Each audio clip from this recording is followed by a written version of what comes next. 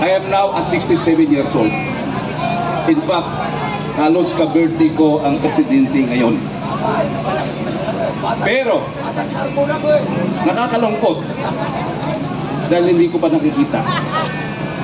Okay, alam niyo po kaya ako nakapunta dito ngayon. Hindi dahil sa may mga iniidolo ko. I am a former mayor sa Cebu, 2013 to 2019. Nakasaksi ako at nakita ko kung sino ang presidente noong 2016 to 2022, although ako ay hanggang 2019 lang. Nakita ko kung paano, bakit niluklok ng Diyos at ng taong bayan ang isang presidenteng Bisaya, palamura, prangka magsalita, at hindi natin malilimutan yan. Noong panahon ng kampanya, sinasabi na niya, papatayin ko ang mga drug pushers, papatayin ko pati drug addicts. Pero ang nangyari, pati nga mga simbahan noon, kasi ako, pagsimba ko, siyempre, tuwing linggo nagsisimba ko, pati pari, sinasabi na, darating na ang, sa Bisaya, manluluwas, Savior. Kaya sabi ko sa pari, tika, mukhang mali ata ito pero hinayaan ko lang. Tapos, siyempre, kung noong panahon na yon, ay kung talagang galit at ayaw ng mga tao dahil sa mga kalaban noon ng ating presidenteng PRRD ay mga political animals, suportado ng mga political animals, ibig sabihin kumplito, rikado sila sa mga logistics, ang lahat, kung ano pa. Alam mo, siguro alam naman natin lahat yan, na mismo ang mga kalaban ni Mayor Digong Duterte noon, nung mayor pa siya nung tumakbo as presidente, namimigay ng kung ano-ano, mga t-shirts, pagkain dito, lahat-lahat binibigay. Pero nagulat ako doon sa bayan ko at sa ibang bayan, nabalitaan ko rin, na nakapila sila sa printing press para sa t-shirts. At ang sinusuot nila, hindi yung mga binibigay ng mga kandidato naging kalaban ni PRRD noon. So doon pa lang nakikita natin, totoo ang pari na sinasabi na darating ang manluluwas o ang Savior. Okay, natapos na kung kailan humarap si PRRD sa Kongreso at sa Senado. Nalaman na ng lahat saan ka makakita ng isang Pangulo na consistent na sinasabi niya before siya naging presidente at consistent nung siya ay nakaupo sa loob ng 6 na taon at consistent pa rin nung hindi na siya presidente at sinasabi niya, I am accountable. Kaya ba ng presidente ngayon na sasabihin niya, I am accountable sa lahat ng mga nangyayari? Mismo ang mga kabinete, hindi natin napakinggan, hindi natin nalalaman kung gumagawa o nagtatrabaho pa sila. Okay,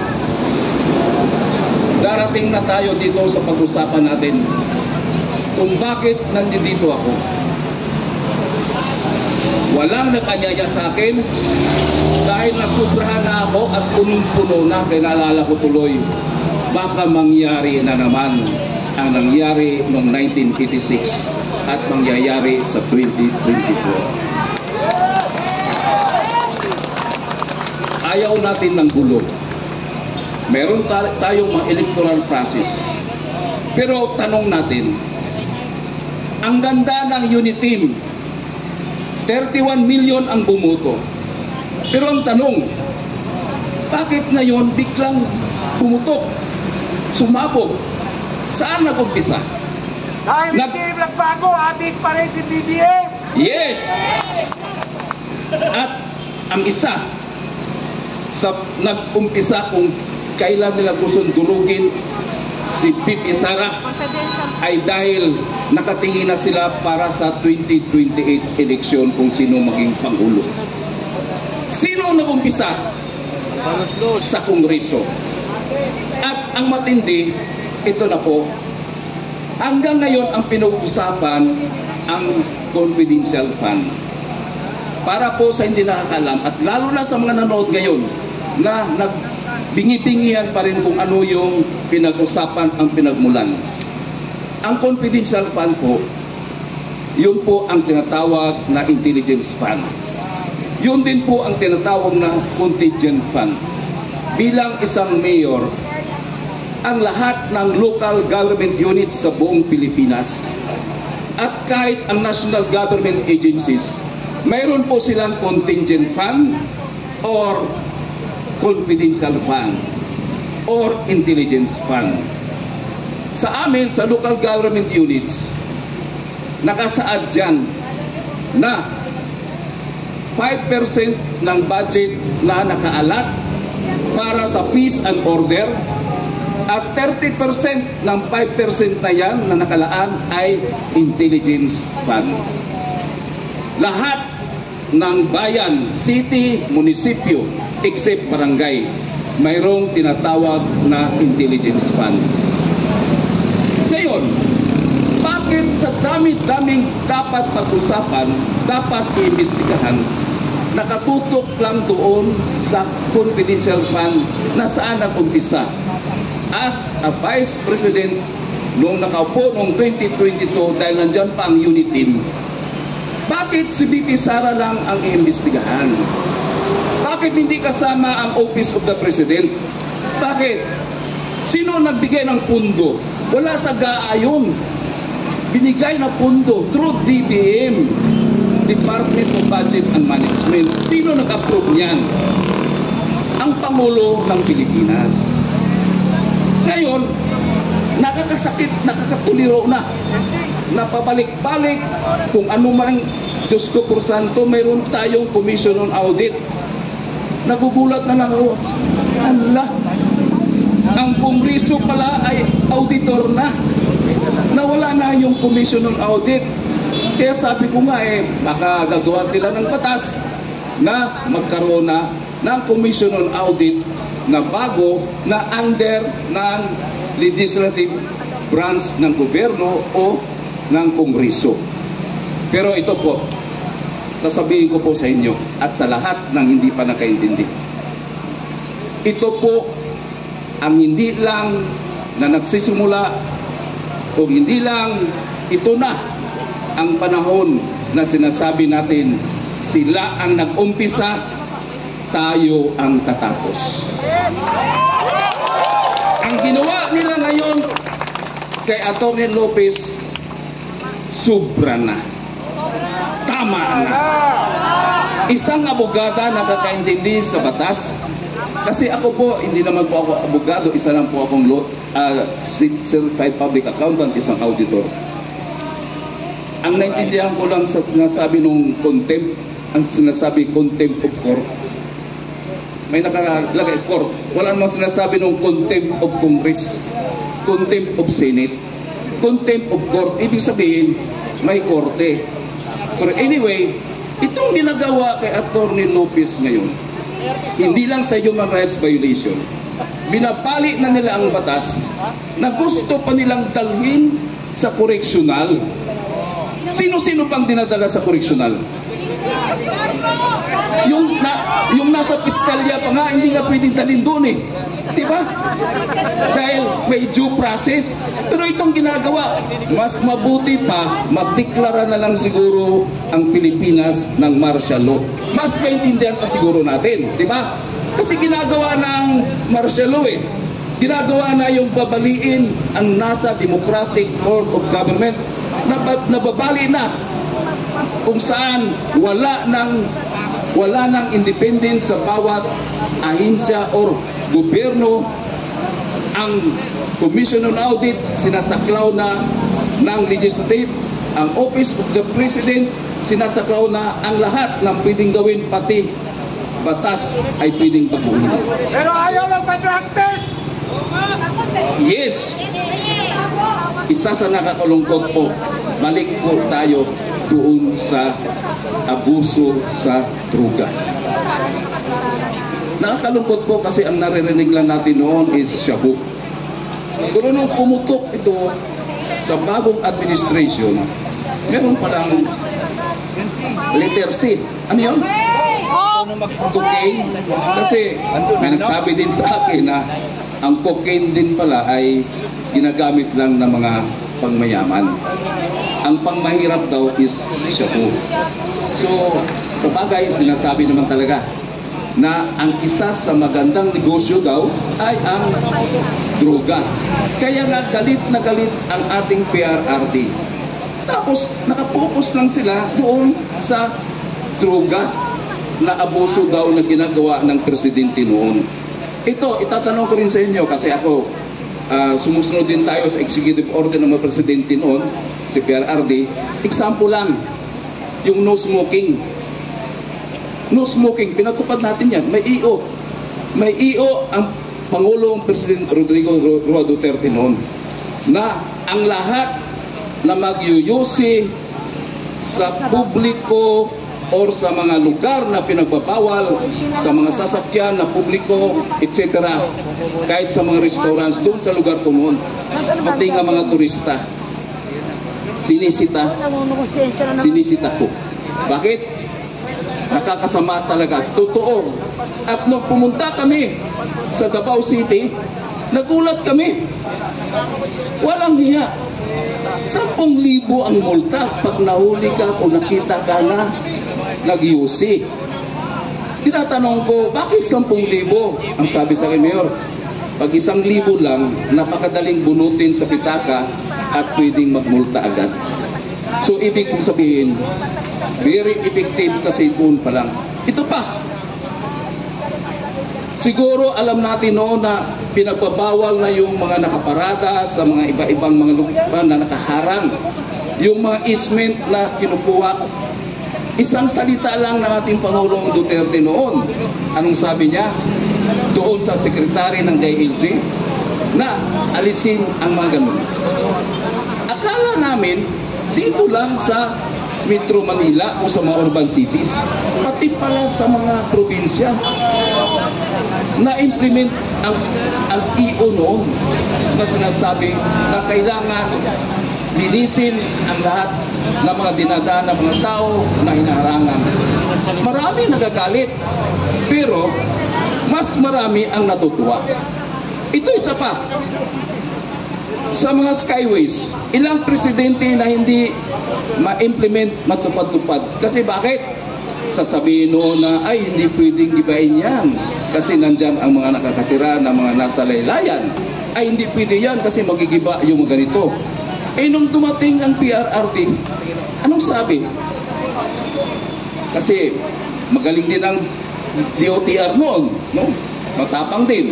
Ang sabi, litsing yawa, bayaran naman sila eh. So ganun ang dapat ang Pangulo na dapat kailangan ng Pilipinas.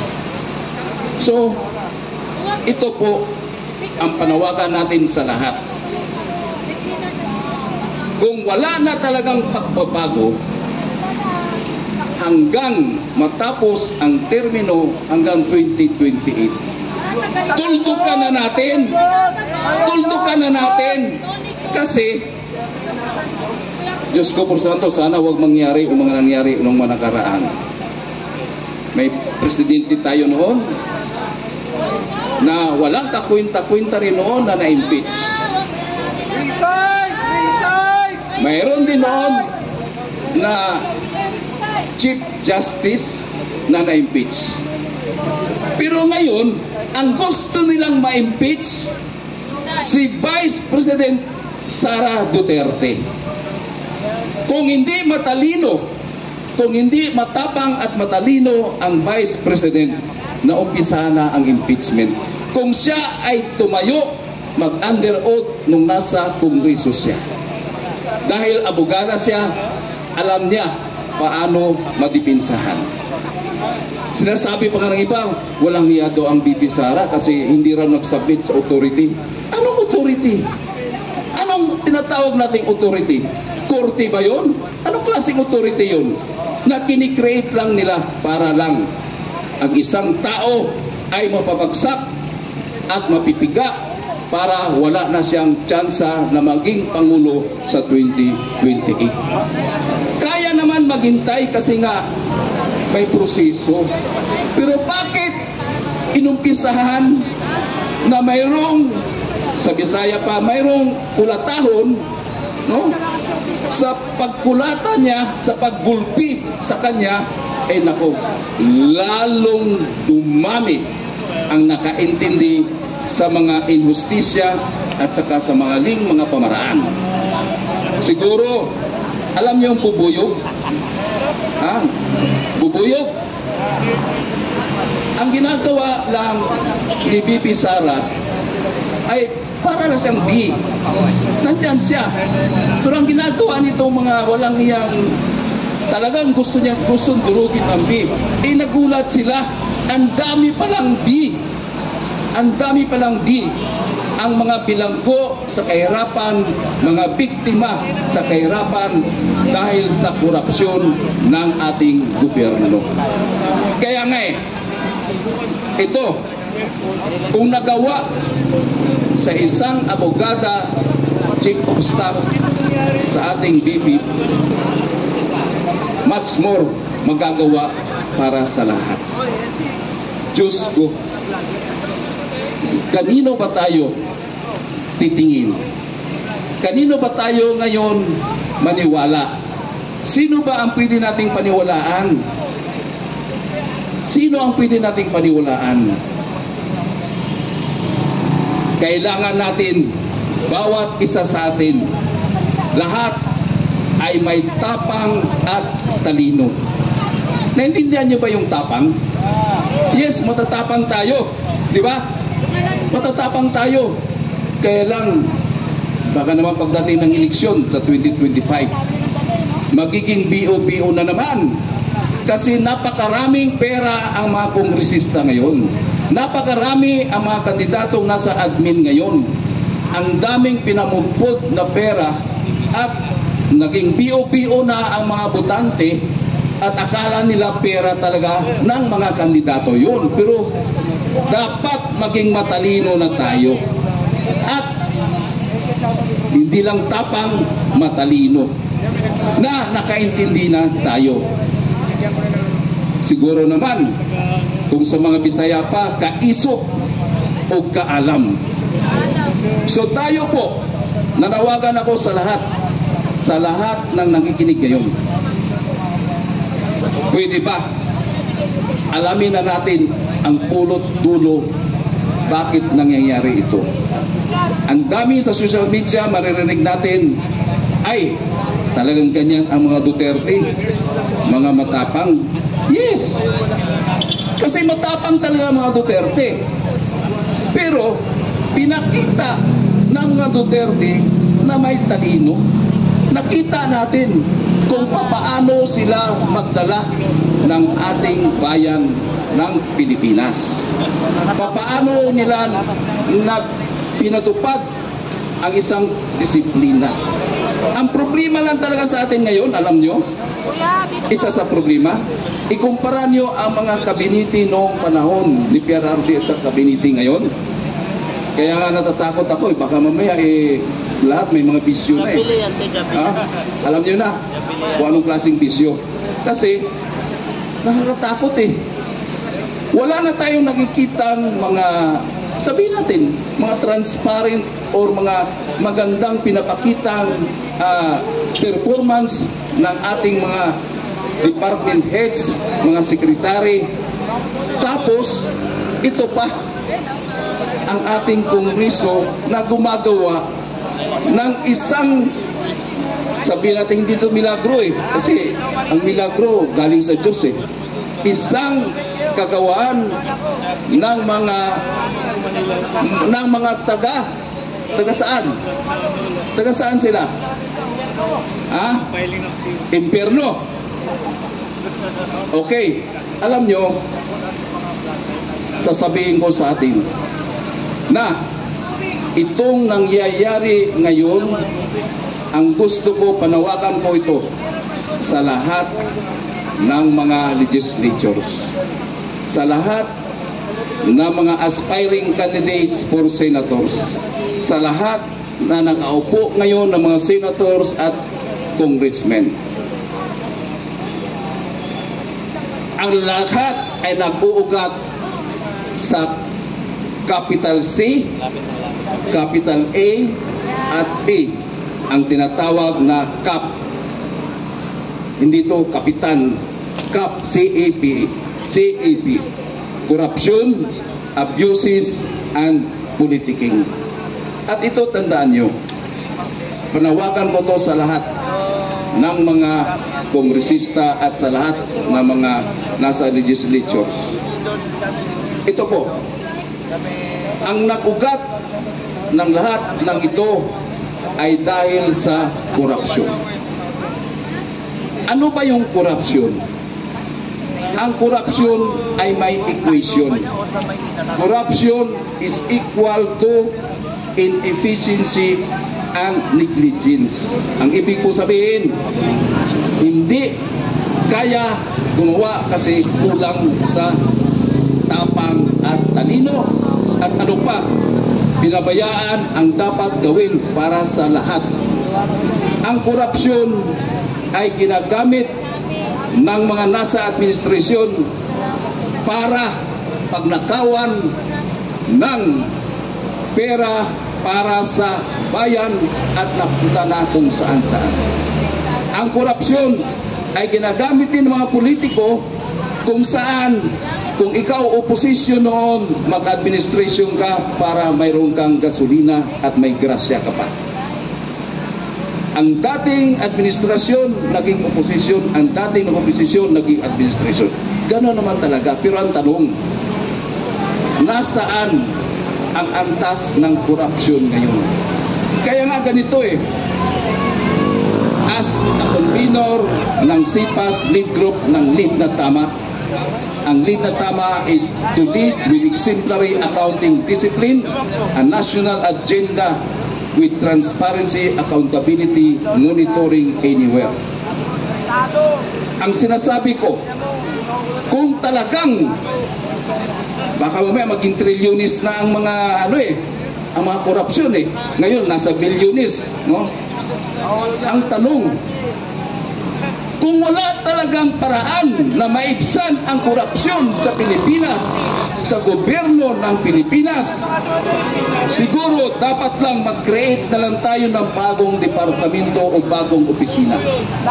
Kung mayroong Department of Budget and Management, gagawa na lang tayo ng Corruption Management.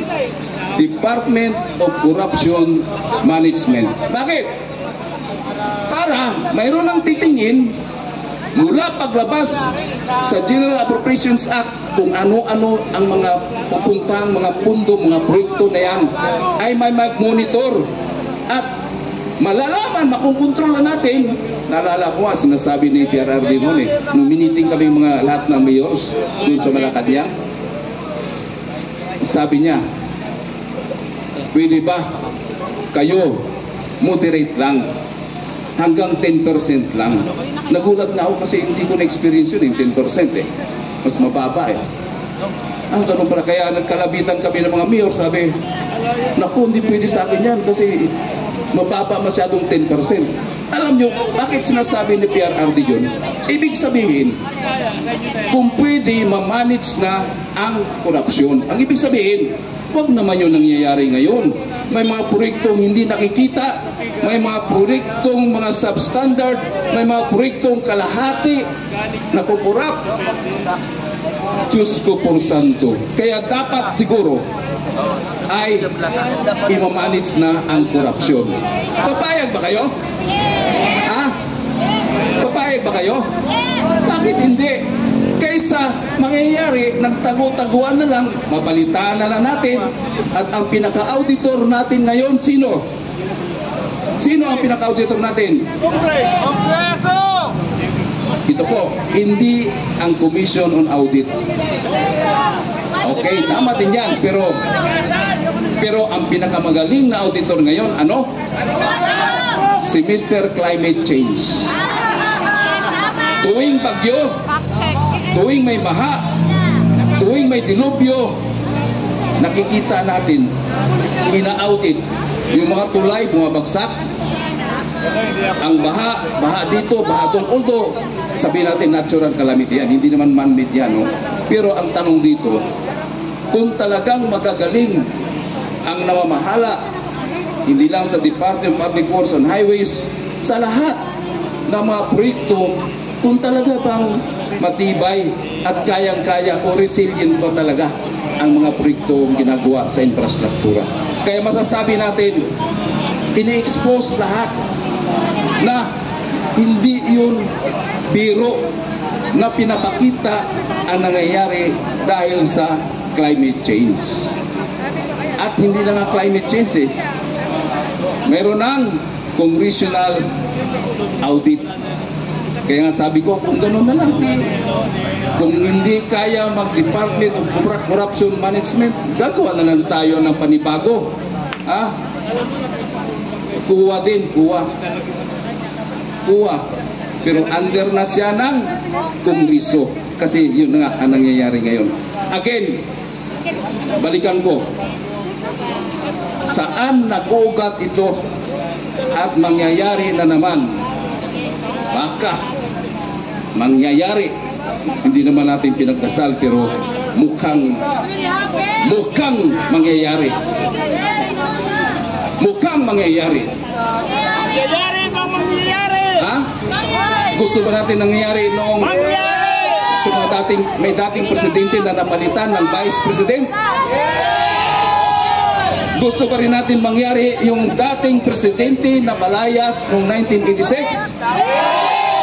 History repeat itself. Yes, history will repeat itself kung walang pagbabago. Kaya nga, nasaan ang pagbabago?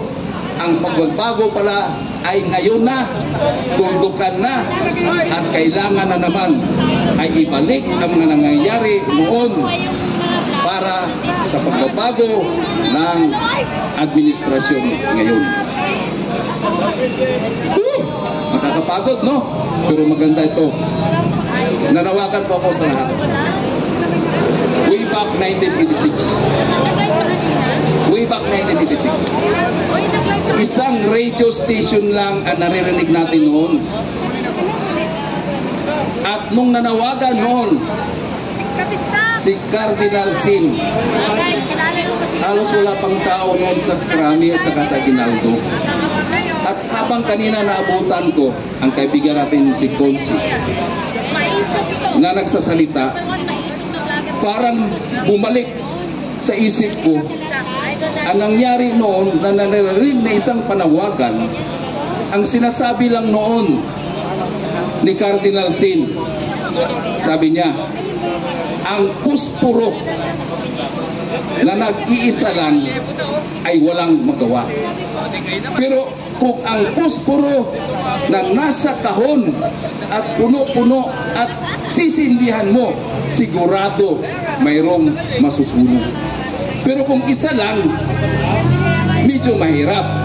Kaya noong panahon na yon, kahit ang asawa ko noon ay kabuwanan na ng mga anak siya, at dinala ko ang association ng tricycle operators and drivers, 5 kaming mahigit mula Paranaque, nilakad namin yan papuntang EDSA sa Krami that time. Bata pa rin kasi ako noon, 28 anyos lang ako noon. At nakita ko, pagdating doon, wala, hindi na namin masasabi kung taga saan, ang dami-dami. Kaya sabi ko, kung nangyari noon, na ang population noon medyo hindi pa masyado marami kumpara sa ngayon, no? More than 30 years ago. So ibig sabihin, kung mangyayari din dito ngayon, nako, Diyos ko por santo, sana magising na, sana may tapang na, may talino, may kaisog o kaalam magtinabangay kita Visayas ug Mindanao. Magtulungan tayo Luzon,